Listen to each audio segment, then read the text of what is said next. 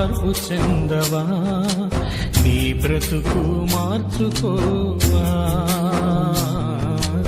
నీ బ్రతుకు మార్చుకోవా. అనుకూల సమయం ఇది ఏనని ఎరిగి మారు మనసును పొందవా, మారు మనసును పొందవా.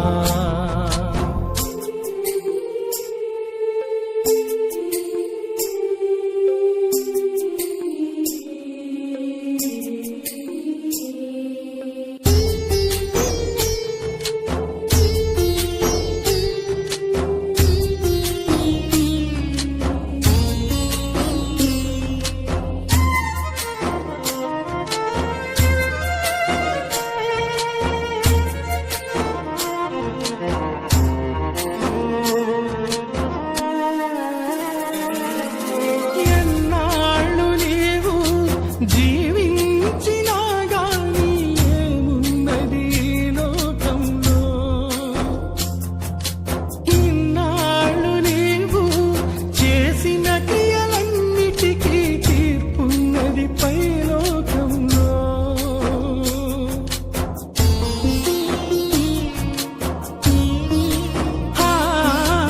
ఎన్నాళ్ళు నీవు జీవించినా గాని ఏమున్నది లోకంలో, ఇన్నాళ్ళు నీవు చేసిన క్రియలన్నిటికీ తీర్పున్నది పైలోకంలో.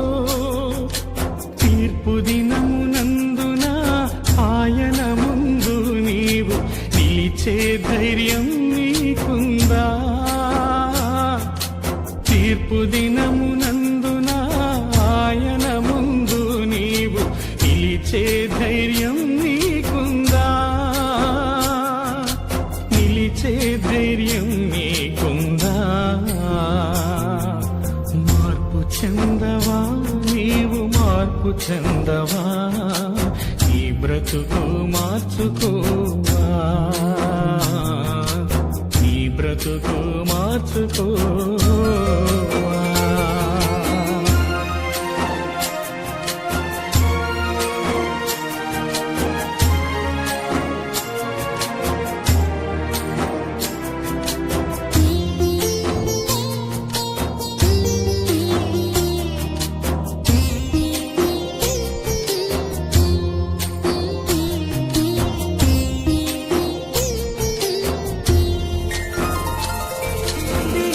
దిగంబరిగానే వచ్చావు నీవు, దిగంబరిగా పోతావు. మన్నైన నీవు మన్నైపోతావు ఏదో ఒక దినమందునా.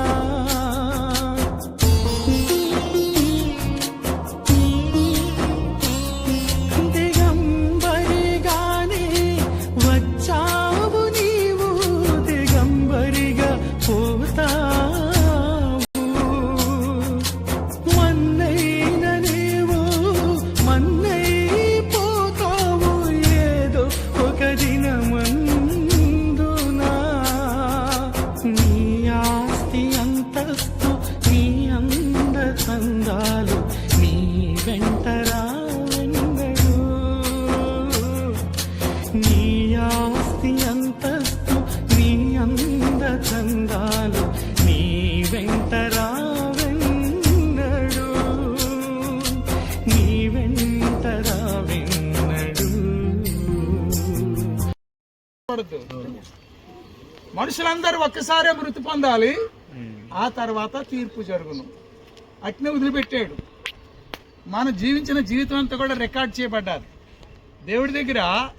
మనుషుని తయారు చేసినప్పుడే లేకపోతే పిండోత్పత్తి అయినప్పుడే దినచర్య గ్రంథం అనే గ్రంథం ఉంటుంది. ఆ దినచర్య గ్రంథంలో వాడి 271 రోజు తల్లి గర్భంలో ఉండగా పిండోత్పత్తి అయిన మొదలుకొని శిశు తయారు వరకు కూడా ఏ అవయవం నిర్మిస్తాడో అక్కడ రాయబడుతుంది. కొంతమంది కొలులేని వాళ్ళుగా ఉంటారు, కొంతమంది కొన్ని అవయవాలు లేకుండా ఉంటారు. కారణం ఏంటంటే వాళ్ళ పరిస్థితులు దేవుడి సాక్షాత్మగానో లేకపోతే ఆ తల్లిదండ్రులు చేసిన దోషాన్ని బట్టో అవి అంగవైకల్యంగా ఉంటాయి. కనుక ఇప్పుడు అటువంటి స్థితిని తెలుసుకోవటానికి దేవుడు కుమారుడైన యేసుక్రీస్తు ద్వారా ఈ భాగ్యాన్ని మనకిచ్చాడు. కనుక ప్రతిదినం బైబిల్ చదవటమే కాదు, మన స్థితి ఏంటో మనం తెలుసుకుంటూ, ఒకవేళ ప్రభు ఈ దినాన్ని పిలిస్తే ఎక్కడికి వెళ్తాం? ప్రతి వారి మనసాక్షి చంపుకోకుండా బ్రతకాలి. ఈ దినాన్ని ఈ గంజి ఉంది, ఈ గంజి లేని వాళ్ళు కూడా చాలామంది ఉన్నారు. ప్రభు ఈ గంజి లేని వాళ్ళు చాలామంది ఉన్నారు, దయతో కనికరించి వాళ్ళకు కూడా ఈయనని వాళ్ళని ప్రేమించి ఆ గంజి తాగితే నీకు తృప్తిగా ఉంటుంది, ఆరోగ్యంగా ఉంటుంది. అంతా నాకే ఉండాలనే స్వార్థం ఉందే, అది జీవితాన్ని తినేస్తుంది. అందుచేత ప్రతి వారు కూడా ఈ గోతి దగ్గరికి వచ్చిన తర్వాత అన్ని పాఠాలు నేర్చుకోవాలి. సమాధికి వెళ్ళాము, సమాధి చేసాం, ఎవరు అయ్యారు ఎదురు మాట కాదు. అక్కడ ప్రతి వ్యక్తి ఇక్కడ పరిశీలన చేసుకోవాలి. ఇప్పుడు మనం బయటికి వెళ్ళే ముందు ఒకవేళ ఎవరు దేవుడు ఎవరినైనా పిలుచుకుని ఏం చేస్తాం? మనం ఏమైనా ఆపగలమా? అది ఆయన సెలవు. అయితే రెడీ, నేను ఇదివైన వరకు నా జీవితంలో జీవించాను, నష్టాలు పోయాను, కష్టాలు పోయాను. అయితే యేసుప్రభు నన్ను శారదీశాడు, ఆయన కృపచేపు నేను కాపాడబడ్డాను, ఇంతవరకు నన్ను పోషిస్తున్నాడు. సమస్త ఘనత మహిమ ప్రభావాలు నా జీవితాన్ని బట్టి ఆయనకే కలగాలి అంటూ నా వెనకాల రానున్న తరాలకి నేను ఒక మాదిరిగా ఉండాలనే తాత్పర్యంతోనే ప్రతి క్రైస్తవుడు, ప్రతి దైవజనుడు మసలుకోవటం క్షేమదాయకము. హల్లెలూయా. మరొక సమయం మనకు రాదు. ఏదని చెప్తే ఎక్కడే చెప్పాలి, ఎక్కడ చెప్తే వినరు, వినపోయి చెప్పాలి. ఎక్కడికి వచ్చారు? ఇప్పుడు అను శ్మశానానికి వచ్చాం, సమాధికి వచ్చాం. నేను నెలపత్రికలో రాశాను, సమాధి 4 అడుగులు తవ్వాలట. ఎందుకు? లోతుకి కప్పెట్టాలట. ఎందుకు ఎవరైనా చెప్తారా? లోతుగా ఎందుకు కప్పటాలంటే సమాధి చేసిన కుక్కలు, నక్కలు, రాబందులు ఇలా ఇవన్నీ వచ్చేస్తాయి తింటాకి. అందులో లోతుగా కప్పెడితే ఐటు దొరకదు శరీరం. ఒకవేళ పైన కప్పెట్టేస్తే అవి వచ్చి లాగేస్తాయి. ఈ దాన్ని ఎవడే వెళ్ళడం. అలాగే నిజంగా మారు మనసు పొందకుండా బాప్తీసం తీసుకుంటే ఆ టైప్ అనమాట. నిజంగా మారు మనసు పొందకుండా బాప్తీసం తీసుకుని 2 రోజులు చర్చికి వెళ్ళి 3వ రోజు కంపు అది చర్చికి వెళ్ళాడు కానీ ఆడు బతుకు జరలేదు అంటారు. ఆయన అందరు తిడతారు. ఎందుకు? ఏటేదంటాడంటే మన యొక్క శరీర సంబంధం ఎంత ప్రాముఖ్యమో ఆధ్యాత్మిక సమాధి కూడా అంతే ప్రాముఖ్యము. అందుచేత ప్రతి వారు కూడా నిజంగా మారు మనసు పొందాలి. ఎప్పుడెప్పుడు?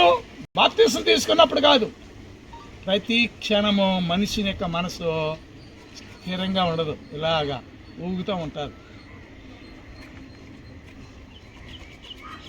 సీమోను పేతురు అని పిలిచాడు. పేతురు పేరు ఏమన్నాడు?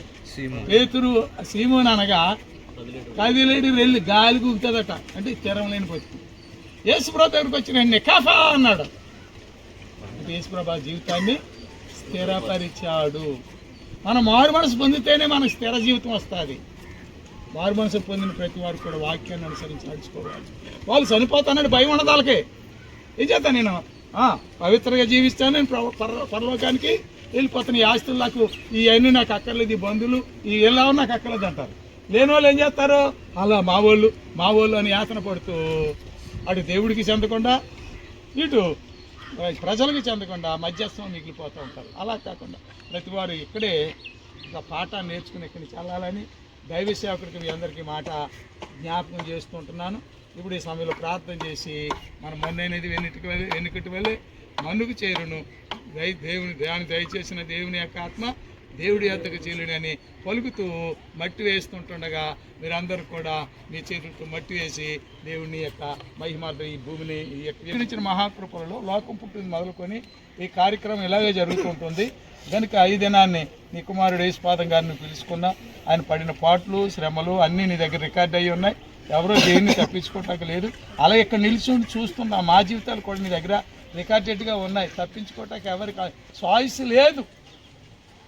అందుని బట్టి మేము ప్రతి వాళ్ళు స్థలానికి రావాలని ఎరిగి ఎప్పటి నుంచి అయినా ఆ రీతిగా లేకపోతే జీవితాలు ప్రతి వాళ్ళు సరిదిద్దుకుని ఈ సాక్షిగా జీవిస్తూ ఒక దినాన్ని మేము ఈ దినాన్ని మట్టిగా మారితే రేపు దినాన్ని పిలుపునందుకుని మహిమలోనికి మార్పు చెందటానికి నీ కృప మాకు ఇస్తున్నావు కనుక అటు కృపలో యేసుపాదాన్ని బట్టి ఇక్కడ కూడి వచ్చిన మమ్మల్ని అందరిని బట్టి జ్ఞాపకం చేసుకోమని మనం చేస్తుంటున్నాం. ఈ సమయం మీ యొక్క శరీరాన్ని మట్టిగా ఆ ధూళిగా గాలిగా మారుస్తుంటుండగా అద్భుతమైన కృప ఇచ్చి మీరు కార్యం చేయండి. తండ్రి యొక్క కుమారుని యొక్క ఈ పరిశుద్ధాత్మ నామమున ఈ యొక్క కార్యాలను